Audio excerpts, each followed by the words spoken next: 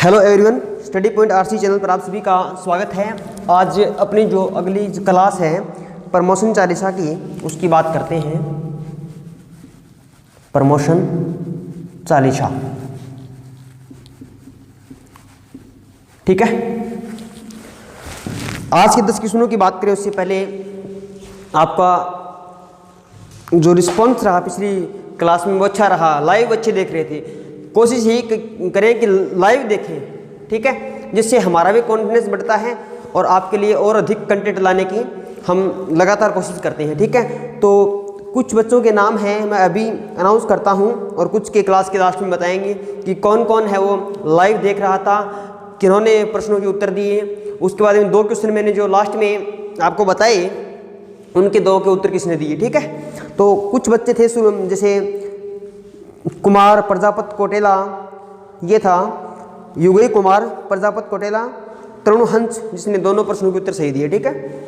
नागेश बावनी है, मोनू यादव है, इस प्रकार से कई थे, ठीक है। बहुत अच्छा रिस्पॉन्स रहा आपका। इनके नाम मैं लास्ट में बता दूँ सभी के। तो चलो आज के प्रश्न की बात करते हैं। बड़ा ही सिंपल सा क्वेश्चन है आज का। पहला प्रश्न देखिए, 1983 में जब भारत ने अपना पहला विश्व कप जीता क्रिकेट का, तब भारत के कप्तान कौन थे? 1983 क्रिकेट वर्ल्ड कप में कप्तान की बात आ रही है कि कप्तान था कौन उसमें, कौन कप्तान थे उसमें दोस्तों कप्तान कौन थे? कपिल देव। इसका उत्तर क्या हो जाएगा? कपिल देव। अब बात यह आएगी कि 1983 के बाद में भारत ने कब क्रिकेट के वर्ल्ड कप जीते, ठीक है। 1983 के बाद में हम 2003 में वर्ल्ड कप के फाइनल में पहुंचे और ऑस्ट्रेलिया से हार गए। 2007 में MS धोनी, महेंद्र सिंह धोनी की कप्तानी में हमने पहली बार T20 वर्ल्ड कप जीता। फिर 2011 में हमने वापस MS धोनी की कप्तानी में वनडे वर्ल्ड कप जीता। उसके बाद हमने फिर वापस 2013 में MS धोनी की कप्तानी में वनडे की चैंपियन ट्रॉफी जीती। क्या जीती? वनडे की चैंपियन ट्रॉफी जीती। अब पूछ ले कि सचिन तेंदुलकर का संबंध किस खेल से है, तो सचिन का संबंध किससे है? क्रिकेट से। विराट कोहली का संबंध किससे है? क्रिकेट से। वर्तमान में चर्चा में है शुभमन गिल का संबंध किससे है? क्रिकेट से। सूर्य कुमार यादव का संबंध किससे है?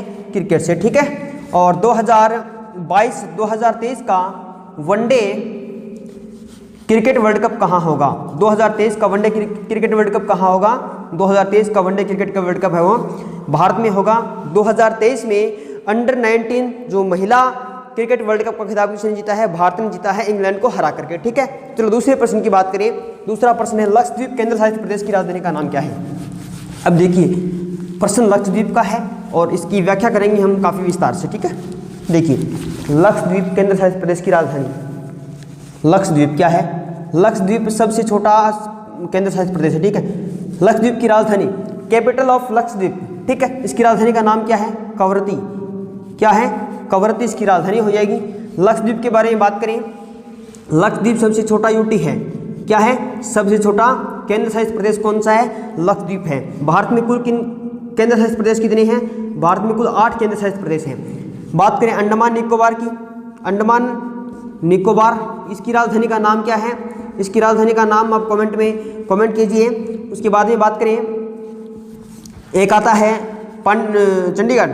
चंडीगढ़ जो केंद्र शासित प्रदेश है उसकी राजधानी क्या है? चंडीगढ़ की तो चंडीगढ़ ही है। उसके बाद में दिल्ली की बात करें तो दिल्ली भी केंद्र शासित प्रदेश है, नई दिल्ली। इसकी राजधानी क्या है? दिल्ली ही रहेगी। दमन दीव की क्या है? दमन दीव की राजधानी, दमन दीव और दादर नागर हवेली दोनों एक कर दिए गए हैं। दादर नागर हवेली, इनकी राजधानी का नाम क्या है? दमन। क्या है? दमन। अंडमान निकोबार की राजधानी का नाम क्या है? Port Blair. क्या है? पोर्ट ब्लेयर, ठीक है, पोर्ट ब्लेयर। उसके बाद में क्या रहते हैं? जम्मू कश्मीर की राजधानी का नाम श्रीनगर है। लद्दाख की राजधानी का नाम लेह है। और पांडिचेरी है जो पुडुचेरी, उसकी राजधानी का नाम पुडुचेरी है, जो 3 राज्यों में फैला हुआ है, ठीक है। कितने राज्यों में फैला हुआ है? 3 राज्यों में फैला हुआ है। चलो आगे बात करें अगले प्रश्न की। चिल्का झील किस राज्य में है? अब झीलों की क्लास हमने करा दी है, झीलों का लिंक है वो डिस्क्रिप्शन बॉक्स में दे दिया जाएगा। चिल्का झील कहाँ है? बात चिल्का झील की आई है। चिल्का झील, बात कई झीलों की ओर करेंगे। चिल्का झील कहाँ है? ओडिशा। ओडिशा। ओडिशा की राजधानी का नाम क्या है? ओडिशा की राजधानी, इसका उत्तर ओडिशा हो जाएगा, ठीक है। ओडिशा की राजधानी का नाम भुवनेश्वर है। क्या है? भुवनेश्वर। भुवनेश्वर ओडिशा में क्या चल रहा है? 2023 हॉकी विश्व कप चल रहा है। क्या चल रहा है? 2023 का हॉकी विश्व कप चल रहा है, ठीक है। चिल्का झील क्या है? भारत की प्रथम रामसर साइट है। भारत की प्रथम रामसर साइट क्या है? भारत की प्रथम रामसर साइट क्या है? भारत की प्रथम रामसर साइट क्या है? चिल्का झील है। रामसर साइट इसका मतलब आर्द्र भूमि, आर्द्र भूमि साइट होगी ना, तो आर्द्र भूमि, विश्व आर्द्र भूमि दिवस कब मनाया जाता है? विश्व आर्द्र भूमि दिवस कब मनाया जाता है? विश्व आर्द्र भूमि दिवस कब मनाया जाता है? कमेंट करके बताइए कब मनाया जाता है, ठीक है। विश्व आर्द्र भूमि दिवस। आर्द्र भूमि के लिए रामसर समझौता कब हुआ? रामसर समझौता, रामसर समझौता कब हुआ? रामसर सम्मेलन कहाँ हुआ? ये ईरान में हुआ। कब हुआ? 2 फरवरी 1971 को हुआ। कब हुआ? 2 फरवरी 1971। इसलिए विश्व आर्द्र भूमि दिवस कब मनाते हैं? तो 2 फरवरी, आज के दिन ही क्या मनाते हैं? आज के दिन विश्व आर्द्र भूमि दिवस मनाते हैं। 2 फरवरी को विश्व आर्द्र भूमि दिवस मनाया जाता है दोस्तों, ठीक है। अब कुछ झीलों की बात करते हैं, ठीक है। जैसे वेम्बनाथ झील कहाँ है? चिल्का तो कहाँ हुई? चिल्का झील उड़ीसा में होगी। अब चिल्का झील का क्वेश्चन आया, उसके साथ हमने 7-8 क्वेश्चन किए। कितने क्वेश्चन किए? लगभग 7-8 क्वेश्चन हमने इसके साथ कर लिए। अब देखिए झीलों के बारे में बात करें। वेम्बनाथ झील कहाँ है? वेम्बनाथ, ठीक है। लोनार झील कहाँ है? वेम्बनाथ लोनार झील। उसके बाद में पूछ ले सांबर झील कहाँ है? सांबर झील कहाँ है? और चिल्का आ गई, सांबर झील आ गई। पुष्कर झील कहाँ है? वेम्बनाथ कहाँ है? वेम्बनाथ झील है वो केरल में है। कहाँ है? केरल में। लोनार झील कहाँ है? महाराष्ट्र में है। सांबर झील कहाँ है? सांबर है वो राजस्थान में है, खारे पानी की झील। पुष्कर झील कहाँ है? राजस्थान में अजमेर में है। कहाँ है? राजस्थान में अजमेर में। कुछ और झीलों की बात करें, जैसे कोलेरू, कोलेरू झील कहाँ है? कोलेरू, कोलेरू झील कहाँ है? कोलेरू झील है वो आंध्र प्रदेश में है। कोलेरू झील कहाँ है? कोलेरू झील आंध्र प्रदेश में है। डल झील पूछ ले, डल झील पूछ ले, वुल्लर झील पूछ ले। डल झील पूछ ले, वुल्लर झील पूछ ले, दोनों के दोनों कहाँ हैं? जम्मू कश्मीर में है। डल और वुल्लर झील कहाँ है? जम्मू कश्मीर में। और कौन सी झीलें हैं? जैसे शेषनाग, शेषनाग, वेरीनाग, शेषनाग, वेरीनाग। जिस भी झील के नाम में जिस भी झील के नाम में नाग नाम आएगा, सारी की सारी जम्मू कश्मीर में होगी। जिस भी झील के नाम के आगे नाग नाम आएगा, सारी की सारी जम्मू कश्मीर में होगी। जिस भी झील के नाम के आगे ताल नाम आएगा, क्या नाम आएगा? ताल नाम। ताल नाम वाली सारी झीलें उत्तराखंड में होंगी। सिर्फ रामताल को छोड़कर, किसको छोड़कर? रामताल को छोड़कर सारी की सारी झीलें उत्तराखंड में होंगी। जिसकी झील के नाम के लास्ट में ताल नाम आएगा, उत्तराखंड में होगी। नाग नाम आएगा, जम्मू कश्मीर में होगी। दोस्तों कहाँ होगी? जम्मू कश्मीर में। पूछ ले गोविंद सागर झील कहाँ है? गोविंद सागर, गोविंद सागर झील कहाँ है? गोविंद सागर झील है मेरे दोस्तों, ये पंजाब में है। कहाँ है? पंजाब में है। ये झीलों के बारे में बात होगी विस्तार से, ठीक है। पूछ ले भारत में झीलों का शहर, भारत में झीलों का शहर या झीलों का नगर किसे कहते हैं? श्रीनगर को झीलों का शहर या नगर कहते हैं। विश्व में झीलों का देश, क्या पूछ ले? झीलों का देश, झीलों का देश किसे कहते हैं? झीलों का देश कहते हैं दोस्तों फिनलैंड को। किसे कहते हैं? फिनलैंड को। फिनलैंड को क्या कहते हैं? झीलों का देश कहते हैं, ठीक है। सफेद हाथियों का देश, पूछ ले सफेद हाथियों का देश, सफेद हाथियों का देश किसे कहते हैं? सफेद हाथी। व्हाइट एलिफेंट, व्हाइट एलिफेंट का देश किसे कहते हैं? थाईलैंड को। किसे कहते हैं? सफेद हाथियों का देश क्या है? थाईलैंड। सफेद हाथियों का देश थाईलैंड। कंगारू, कंगारू किस देश के लोगों को कहते हैं? कंगारू, कंगारू किसे कहते हैं? ऑस्ट्रेलिया को कंगारू कंट्री कहते हैं। किसे कहते हैं? ऑस्ट्रेलिया को कंगारू कंट्री कहते हैं, ठीक है। बात करें चौथे प्रश्न की। चौथा प्रश्न है किसे भारत के ग्रैंड ओल्ड मैन के रूप में जाना जाता है? ग्रैंड ओल्ड मैन, ये मैं बता चुका हूँ। जब भी प्रश्नों की व्याख्या करवाता हूँ तो उसके साथ बहुत सारे क्वेश्चन करवाता हूँ, तो उसमें आ गया है ये ग्रैंड ओल्ड मैन, ठीक है। तो आप कमेंट करके बताइए मेरे को, क्या बताइए? कमेंट करके बताइए आप कि भारत का वयोवृद्ध पुरुष किसे कहते हैं? भारत का वयोवृद्ध पुरुष या फिर ग्रैंड ओल्ड मैन, किसे? Grand old man, grand old man किसे कहते हैं, ठीक है। बताइए किसे कहते हैं? इसका उत्तर हो जाएगा दादा भाई नौरोजी। क्या? दादा भाई नौरोजी। ग्रैंड ओल्ड मैन के रूप में किसे जानते हैं? दादा भाई नौरोजी को जानते हैं, जिन्होंने धन के बहिर्गमन का सिद्धांत दिया। धन का बहिर्गमन, या फिर कहें कि इन्होंने कौन सा सिद्धांत दिया, धन निष्कासन का सिद्धांत दिया। धन निष्कासन का सिद्धांत किसने दिया, दादा भाई नौरोजी ने दिया। ये कांग्रेस के 3 बार अध्यक्ष रहे। क्या रहे, कांग्रेस के 3 बार अध्यक्ष रहे। कांग्रेस के 3 बार अध्यक्ष रहे। कांग्रेस की स्थापना कब हुई, कांग्रेस की स्थापना की बात करें तो 28 दिसंबर 1885 को, 28 दिसंबर 1885 को कांग्रेस की स्थापना हुई। जहां इसकी प्रथम बैठक कहाँ हुई, बम्बई में हुई। बम्बई के गोकुलदास तेजपाल संस्कृत महाविद्यालय में कांग्रेस की प्रथम बैठक कब हुई 28 दिसंबर 1885 को हुई। ठीक है, पूछ ले देश रत्न किसे कहते हैं, देश रत्न की उपाधि किसे दी गई, देश रत्न कहते हैं डॉक्टर राजेंद्र प्रसाद को। किसे कहते हैं, डॉक्टर राजेंद्र प्रसाद को, जो झंडा समिति के अध्यक्ष थे संविधान सभा में। और भारत के प्रथम राष्ट्रपति कौन रहे, डॉक्टर राजेंद्र प्रसाद रहे। उसके बाद में कई नाम और हैं, जैसे लोह पुरुष किसे कहते हैं, लोह पुरुष, लोह पुरुष किसे कहते हैं, सरदार वल्लभ भाई पटेल को लोह पुरुष कहा जाता है। सरदार वल्लभ भाई पटेल को क्या कहते हैं, लोह पुरुष कहा जाता है। ठीक है, उसके बाद में एक नाम है शांति पुरुष। शांति पुरुष, शांति पुरुष किसे कहते हैं, लाल बहादुर शास्त्री जी को शांति पुरुष कहते हैं। लाल बहादुर शास्त्री जी को क्या कहते हैं, शांति पुरुष कहते हैं। लाल बहादुर शास्त्री जी को क्या कहते हैं, शांति पुरुष कहते हैं। उसके बाद में एक नाम है भारत की कोकिला, भारत कोकिला, भारत कोकिला, भारत कोकिला किसे कहते हैं, भारत कोकिला, भारत कोकिला। एक होता है, एक है भारत कोकिला और एक है भारत की स्वर कोकिला। एक क्या है, भारत की स्वर कोकिला, स्वर कोकिला। भारत कोकिला कहते हैं सरोजिनी नायडू को। भारत कोकिला किसे कहते हैं, सरोजिनी नायडू को भारत कोकिला कहते हैं। और स्वर कोकिला किसे कहते हैं, लता मंगेशकर को। किसे कहते हैं, लता मंगेशकर को स्वर कोकिला कहते हैं मेरे दोस्तों। उसके बाद में आता है शांति पुरुष, हाँ लगभग हो गए। 5वें प्रश्न की बात करें, स्वच्छ सर्वेक्षण 2022 के अनुसार सबसे स्वच्छ शहर कौन सा है। 2022 में जो स्वच्छता की रिपोर्ट आई उसके अनुसार सबसे स्वच्छ शहर पूछा गया। क्या पूछा गया, सबसे स्वच्छ शहर कौन सा, प्रश्न है 5वां। स्वच्छ जो सर्वेक्षण की रिपोर्ट है 2022 में कौन सा होगा, इंदौर, इंदौर, इंदौर इसका उत्तर सही हो जाएगा। इंदौर कहाँ है, मध्य प्रदेश में है। इंदौर की बात करें, इंदौर में क्रिकेट का होलकर स्टेडियम है। कहाँ है, पूछ ले होलकर स्टेडियम कहाँ है, होलकर स्टेडियम इंदौर में है। ठीक है, मध्य प्रदेश की बात करें, मध्य प्रदेश की राजधानी का नाम क्या है, मध्य प्रदेश की राजधानी का नाम भोपाल है। क्या है, मध्य प्रदेश की राजधानी का नाम भोपाल है।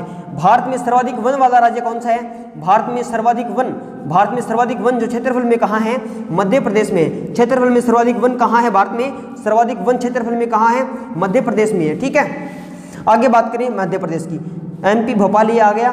ठीक है, मध्य प्रदेश, मध्य प्रदेश से कर्क रेखा की सर्वाधिक लंबाई है। मध्य प्रदेश में क्या है, कर्क रेखा की सर्वाधिक लंबाई वाला राज्य कौन सा है, कर्क रेखा की सर्वाधिक लंबाई वाला राज्य कौन सा है, मध्य प्रदेश है। कर्क रेखा कितने राज्यों से गुजरती है, भारत के कर्क रेखा भारत के 8 राज्यों से गुजरती है। कितने राज्यों से, 8 राज्यों से। सबसे कम लंबाई कर्क रेखा की कहाँ है, राजस्थान में है। कहाँ है, सबसे कम लंबाई कर्क रेखा की राजस्थान में है। कितनी है, 26 किलोमीटर है। कितनी है, 26 किलोमीटर है। कर्क रेखा की सर्वाधिक लंबाई कहाँ है, मध्य प्रदेश में है। कहाँ है, मध्य प्रदेश में। बात करें छठे प्रश्न की, उत्तराखंड की ग्रीष्मकालीन राजधानी, उत्तराखंड की ग्रीष्मकालीन राजधानी। तो मेरे को कमेंट करके बताइए कि उत्तराखंड की राजधानी का नाम क्या है, जो मुख्य राजधानी है उसका नाम कमेंट कीजिए। मैं आपको बताता हूँ उत्तराखंड की ग्रीष्मकालीन राजधानी, उत्तराखंड की ग्रीष्मकालीन राजधानी, ग्रीष्मकालीन राजधानी, ग्रीष्मकालीन राजधानी, उत्तराखंड की ग्रीष्मकालीन राजधानी का नाम बताइए। इसका उत्तर हो जाएगा गैरसैंण।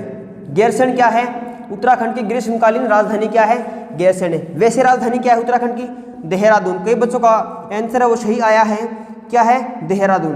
क्या है, देहरादून उत्तराखंड की मुख्य राजधानी है और गैरसैंण क्या है, ग्रीष्मकालीन राजधानी है। ठीक है, अब देखिए आपको बताऊं मैं, जो कल जो बच्चे क्लास देख रहे थे उनमें लगातार कमेंट किसने किया और सही उत्तर किसने बताए, उन सभी के नाम अनाउंस कर रहा हूं। तो उनमें मैंने नाम बता दिया आपको, युगी कुमार प्रजापति जो कोटेला है ये तो सही है। उसके बाद में तरुण हंस है, नागेश बावनी है, मोनू यादव है, नरेंद्र महिला। इसमें तरुण हंस ने दोनों प्रश्नों के उत्तर है वो सही दिए। उसके बाद में एम के पटेल है और धीरज कुमार गुप्ता है, जाला वीबी है, राकेश कुमार है, अजय मेहरा है। उसके बाद में अक्षय है और राजकुमार शहरिया, राजकुमार शहरिया। और एक और रह गया अरविंद, अरविंद और है। ये बच्चे हैं जिन्होंने उत्तर है वो सही दिए हैं। ठीक है, चलो इस प्रश्न की बात करें। छठा प्रश्न, उत्तराखंड की ग्रीष्मकालीन राजधानी, इसका उत्तर सही हो जाएगा अपने ऑप्शन के आधार पर गैरसैंण। और वैसे पूछ ले कि उत्तराखंड की राजधानी का नाम क्या है, तो देहरादून हो जाएगा। और देहरादून उत्तराखंड की बात करें तो जिम कॉर्बेट, क्या है, जिम कॉर्बेट उत्तराखंड में जिम कॉर्बेट राष्ट्रीय उद्यान, जिम कॉर्बेट राष्ट्रीय उद्यान है। फूलों की घाटी राष्ट्रीय उद्यान है, फूलों की घाटी राष्ट्रीय उद्यान कहाँ है, उत्तराखंड में है। ठीक है, अब आगे बात करें 7वें प्रश्न की, तो हमारा 7वां प्रश्न है सिंधु घाटी स्थल, सिंधु घाटी स्थल मोहनजोदड़ो के बारे में पूछा है।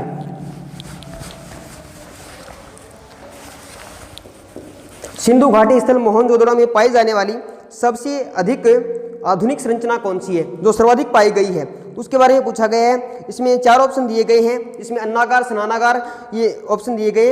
इसका उत्तर क्या हो जाएगा, इसका उत्तर हो जाएगा महान स्नानागार। महान स्नानागार मिले हैं। तो सबसे आधुनिक संरचना क्या है, सबसे आधुनिक संरचना किसकी पूछा है, सिंधु घाटी सभ्यता की पूछा है, सिंधु घाटी सभ्यता। इसकी आधुनिक संरचना, सबसे आधुनिक संरचना क्या हो जाएगी, महान स्नानागार। बड़े बड़े स्नानागार मिले हैं, क्या मिले हैं, बड़े बड़े स्नानागार मिले। सिंधु घाटी सभ्यता की बात करें, सिंधु घाटी सभ्यता किस नदी के किनारे है, ये सिंधु नदी के किनारे है। इसे क्या कहा जाता है प्राचीन काल में, इसे इंडस सभ्यता भी कहा जाता, इंडस नदी या इंडस सभ्यता कहा जाता था किसे, सिंधु घाटी सभ्यता को। अब बात करें कि सिंधु घाटी सभ्यता में भारत में और कौन कौन से स्थल है वो मिले हैं, भारत में जो कौन कौन से स्थल है वो सिंधु घाटी सभ्यता से मिले हैं। देखिए, इसे राजस्थान में मिला है कालीबंगा। गुजरात की बात करें, गुजरात में लोथल, लोथल से क्या मिला है, गोदीवाड़ा मिला है। क्या मिला है, गोदीवाड़ा। गोदीवाड़े का मतलब होता है बंदरगाह है, क्या होता है, गोदीवाड़ा का मतलब होता है बंदरगाह है। धोलावीरा, धोलावीरा से क्या मिले हैं, धोलावीरा गुजरात में है। धोलावीरा से विशाल स्टेडियम मिला है, क्या मिला है, विशाल स्टेडियम के अवशेष है वो धोलावीरा से मिले हैं। इसका मतलब ये लोग क्या करते थे, खेल का भी आयोजन करते थे। गोदीवाड़ा कहाँ से, लोथल से। कालीबंगा राजस्थान में है, धोलावीरा स्टेडियम कहाँ है, गुजरात में है। ठीक है, जैसे यूपी में है आलमगीर, यूपी में कौन सा स्थान है, आलमगीर है। मांडा कहाँ है, मांडा, मांडा स्थान जम्मू कश्मीर में। दैमाबाद, दैमाबाद कहाँ है, दैमाबाद गुजरात में है। कहाँ है दैमाबाद, दैमाबाद गुजरात में है। पाकिस्तान में स्थान है सूत का गेंडोर, क्या है, सूत का गेंडोर कहाँ से मिला है, पाकिस्तान में स्थान कौन सा है, सूत का गेंडोर, ये उतारिए। उसके बाद में आप बताइए कि हड़प्पा सभ्यता की खोज किसने की, किसकी खोज, हड़प्पा सभ्यता की खोज है वो किसने की, हड़प्पा सभ्यता की बात करें, हड़प्पा सभ्यता। उसके बाद में एक सभ्यता आती है मोहनजोदड़ो सभ्यता। कौन सी सभ्यता, मोहनजोदड़ो, इसे मोहनजोदारो भी कहते हैं। हड़प्पा की खोज किसने की, 1921 में दयाराम साहनी ने क्या की, हड़प्पा की खोज की 1921 में दयाराम साहनी। 1922 में मोहनजोदड़ो की खोज किसने की, राखलदास बनर्जी ने, राखलदास बनर्जी ने क्या की, मोहनजोदड़ो की खोज की। किसकी खोज की, मोहनजोदड़ो की खोज किसने की, राखलदास बनर्जी 1922 और दयाराम साहनी हड़प्पा 1921 में। ठीक है, आगे बात करिए, प्रश्न कौन सा है, 8वां प्रश्न। 8वां प्रश्न, असम में स्थित काजीरंगा अभयारण्य का मुख्य आकर्षण क्या है। इसका मतलब है कि असम में जो काजीरंगा अभयारण्य है वहाँ पर मुख्य रूप से कौन सा पशु है वो पाया जाता है, इसके बारे में पूछा गया। ठीक है, तो असम में स्थित काजीरंगा अभयारण्य का मुख्य आकर्षण क्या है, आप कमेंट करके इसका उत्तर बताइए। तब तक ये प्रश्न लिखता हूँ मैं। पहला प्रश्न बनेगा कि काजीरंगा अभयारण्य कहाँ है, कहाँ है काजीरंगा अभयारण्य, असम में है। असम में जो काजीरंगा अभयारण्य, काजीरंगा राष्ट्रीय उद्यान कहें, अभयारण्य कहें, काजीरंगा अभयारण्य, इसका मुख्य आकर्षण क्या है, इसका उत्तर हो जाएगा एक सींग वाला गेंडा। क्या हो जाएगा, एक सींग वाला गेंडा, एक सींग वाला गेंडा। प्रश्न ये भी आ सकता है कि एक सींग वाला गेंडा भारत के किस अभयारण्य में पाया जाता है, एक सींग वाला गेंडा भारत के किस अभयारण्य में पाया जाता है। जैसे गिर राष्ट्रीय उद्यान, गिर राष्ट्रीय उद्यान ये कहाँ है, गिर राष्ट्रीय उद्यान कहाँ है, गिर राष्ट्रीय उद्यान गुजरात में है। अब पूछ ले गिर राष्ट्रीय उद्यान का मुख्य आकर्षण क्या है, तो गिर राष्ट्रीय उद्यान में क्या पाए जाते हैं, गिर राष्ट्रीय उद्यान गुजरात में एशियाई शेर पाए जाते हैं। क्या पाए जाते हैं, एशियाई शेर पाए जाते हैं। क्या पाए जाते हैं, एशियाई शेर। अगला एक राष्ट्रीय उद्यान और दिया हुआ है गिर राष्ट्रीय दूधवा, क्या है, दूधवा राष्ट्रीय उद्यान। तो दूधवा राष्ट्रीय उद्यान कहाँ है, दूधवा राष्ट्रीय उद्यान कहाँ है, उत्तर प्रदेश में है। कहाँ पर है, उत्तर प्रदेश में। ठीक है, ये 2 राष्ट्रीय उद्यान या फिर अभयारण्यों की बात होगी। अगला प्रश्न क्या बनेगा इसमें, अगला प्रश्न बन सकता है भारत में कुल कितने राष्ट्रीय उद्यान हैं। ठीक है, एक प्रश्न और क्या बन सकता है, वन्य जीव अभयारण्य कितने हैं। देखिए 104, 551, 18। 104 क्या है भारत में, 104 भारत में राष्ट्रीय उद्यान है। नेशनल पार्क कितने हैं, 104। वन्य जीव अभयारण्य कितने हैं, 551। और 18 क्या है, 18 भारत में बायोस्फीयर रिजर्व है। क्या है, बायोस्फीयर रिजर्व है। बायोस्फीयर रिजर्व कितने हैं भारत में, 18। ठीक है, 104 राष्ट्रीय उद्यान है, 551 अभयारण्य है, 18 क्या है, 18 बायोस्फीयर भारत में रिजर्व है। चलो 9वें प्रश्न की बात करें, भारतीय इतिहास में स्वर्ण युग कहा गया है। जो भारत का इतिहास है ना, प्राचीन भारत के इतिहास की इस प्रश्न में बात की गई है और इसमें पूछा गया कि स्वर्ण युग क्या है। इसका मतलब आपके एग्जाम में भले ही प्राचीन भारत का सिलेबस न दिया गया हो, किंतु प्रश्न प्राचीन भारत से आया है कि स्वर्ण युग पूछा गया है। इसका उत्तर हो जाएगा गुप्त काल। क्या हो जाएगा, गुप्त काल, पीरियड ऑफ गुप्ता, गुप्त काल हो जाएगा। ठीक है, अब गुप्त काल की बात करें, प्राचीन इतिहास में क्या क्या पढ़ते हैं, मौर्यों का इतिहास पढ़ते हैं, गुप्त काल पढ़ते हैं, वैदिक सभ्यता पढ़ते हैं, सिंधु घाटी सभ्यता पढ़ते हैं। अब इनमें से मुख्य क्या हो, गुप्त काल। अब बात गुप्त काल की करें, गुप्त काल में मुख्य शासक कौन सा था, समुद्रगुप्त। कौन सा था, समुद्रगुप्त। आपके एग्जाम में जो प्रश्न बन सकता है समुद्रगुप्त से क्या बनेगा, समुद्रगुप्त से बन सकता है भारत का नेपोलियन। भारत का नेपोलियन किसे कहा जाता है, भारत का नेपोलियन किसे कहा जाता है, तो समुद्रगुप्त को क्या, समुद्रगुप्त को भारत का नेपोलियन है वो कहा जाता है। ठीक है, ये तो इससे प्रश्न बन गया। अब पूछ लिए मौर्यों से संबंधित, मौर्यों के कि मौर्यों के महत्वपूर्ण शासक कौन थे। जैसे चंद्रगुप्त मौर्य ने क्या की, मौर्य वंश की स्थापना किसने की, चंद्रगुप्त मौर्य ने मौर्य वंश की स्थापना की। ठीक है, उसके बाद में महत्वपूर्ण शासक क्या हो जाएगा, बिंदुसार हो जाएगा। उसके बाद में सम्राट अशोक, अभिलेखों, अपने कार्यों को अभिलेखों पर अंकित किसने करवाया, सम्राट अशोक ने करवाया। तो मौर्यों से क्या निकलेंगे, चंद्रगुप्त मौर्य, बिंदुसार, अशोक महत्वपूर्ण शासक हो जाएंगे। 10वें प्रश्न की बात करें, साइंस का क्वेश्चन है 10वां प्रश्न।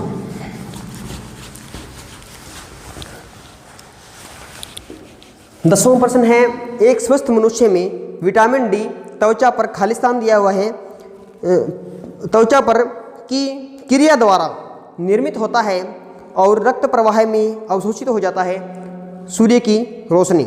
इसका उत्तर क्या हो जाएगा, सूर्य की रोशनी से क्या मिलती है, विटामिन डी मिलती है। इसका उत्तर क्या हो जाएगा, सूरज की रोशनी या फिर कहीं सूर्य की रोशनी, सूरज की रोशनी इसका उत्तर हो जाएगा। ठीक है, अब विटामिन डी की बात करें, विटामिन डी का रासायनिक नाम पूछ सकता है। विटामिन डी का रासायनिक नाम आप कमेंट करके बताइए, विटामिन सी का क्या है। विटामिन सी का रासायनिक नाम है अस्कॉर्बिक अम्ल या फिर ascorbic acid. Vitamin A, vitamin B1, आप बताइए विटामिन डी का रासायनिक नाम। ए का क्या हो जाएगा, विटामिन ए का है रेटिनॉल, क्या है, रेटिनॉल। उसके बाद में विटामिन बी1, बी2 भी लिखा है क्या, बी1 का क्या है, बी1 का थायमिन है। बी1 का क्या है, बी1 का थायमिन है। आप बताइए विटामिन डी का रासायनिक नाम क्या है, विटामिन डी का रासायनिक नाम आप बताइए। ठीक है, अब आगे कौन सा क्वेश्चन रह गया, सूरज की रोशनी वाला हो गया। ठीक है, हाँ, तो आप क्या करेंगे, विटामिन डी का रासायनिक नाम कमेंट में लिखेंगे। ए, सी का एस्कॉर्बिक अम्ल हो जाएगा, ए का रेटिनॉल हो जाएगा, बी1 का थायमिन हो जाएगा। ठीक है, ये हो गए। एक और लिख लीजिए, विटामिन ई का रासायनिक नाम टोकोफेरोल, ई का क्या हो जाएगा, टोकोफेरोल। डी का रासायनिक नाम, आपका कल के लिए क्वेश्चन है कि विटामिन डी का वैज्ञानिक नाम या रासायनिक नाम क्या है। ये कल के लिए क्वेश्चन रहेगा, विटामिन डी का रासायनिक नाम। कल के लिए क्या क्वेश्चन रहेगा, विटामिन डी का रासायनिक नाम। और जल में घुलनशील विटामिन कौन से हैं, जल में घुलनशील विटामिन कौन से हैं, ये क्वेश्चन कल के लिए रहेगा। आपको कमेंट करके बताना है कि इनका उत्तर क्या होगा। क्वेश्चन कल के लिए रहेगा, जो इनके उत्तर बताएगा उनका नाम है वो कल की क्लास में अनाउंस किया जाएगा। ठीक है, और कल की क्लास के जो जिन्होंने उत्तर दिए उनके नाम है दोबारा अनाउंस कर देता हूँ। जैसे धीरज कुमार गुप्ता है, अरविंद धावल से है, राजकुमार सहरिया है, अक्षय है, अजय मेहरा, राकेश कुमार, MK पटेल, अमित खन्ना, नरेंद्र महिला। सभी ने अच्छे आंसर दिए, लगातार कमेंट किया और क्लास को लाइव देखा आपने। तरुण हंस है, नागेश बावनी है, मोनू यादव है, युगई कुमार प्रजापति कोटेला है। इन्होंने क्या है लगातार क्लास को देखा और अच्छे आंसर दिए। ठीक है, तो धन्यवाद आप सभी का आज की क्लास में जुड़ने के लिए। तो कल के उत्तर मैं बताता हूँ। रामायण किसने लिखी? रामायण किसने लिखी? वाल्मीकि जी ने। किसने लिखी? महर्षि वाल्मीकि जी ने रामायण लिखी। अगला प्रश्न था कांग्रेस का प्रथम अधिवेशन कहाँ हुआ?